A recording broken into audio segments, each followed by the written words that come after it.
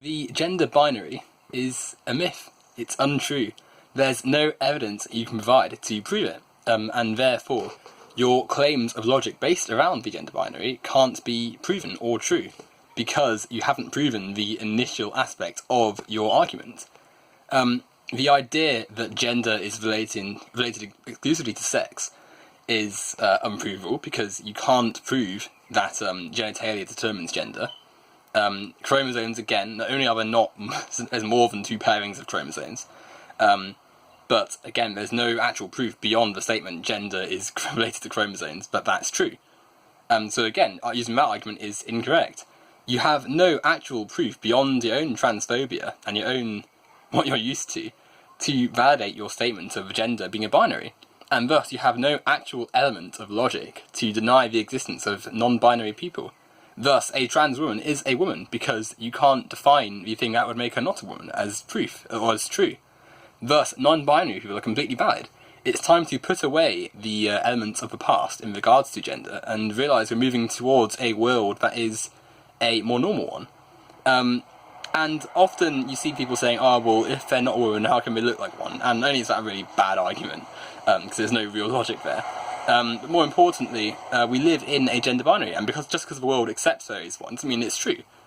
So I myself am guilty of this. Sometimes I misgender people or assume people's gender when they're not, and that's not because they are innately that gender.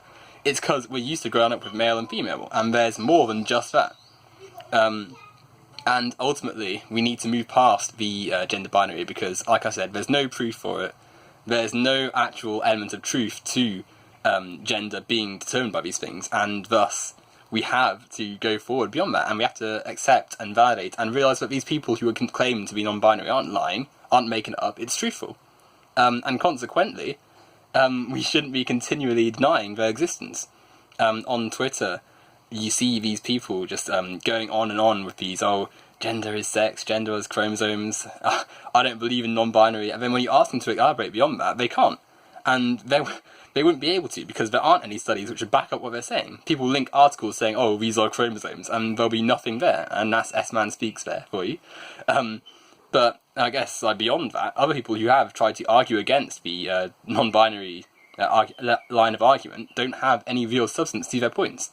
Linking back to a video I posted a few weeks ago saying that there were more than two genders, and asking for proof of the initial statement, lots of people took it the wrong way and said, oh, well, where's your proof for non-binaries and stuff? Where's your proof? Prove it. And you missed the point, because you haven't proved the initial statement you need to back up your logic, which is that gender is a binary. And the argument that, oh, gender is not a binary, doesn't just erase male and female existence. All it says is that the existence of non-binary people and the existence of trans people is legitimate and real, and these are real people with just different genders to what has been used to for the majority of human history. So it's time to move beyond that. It's time to accept there are non-binaries, and it's time to put the gender binary to bed.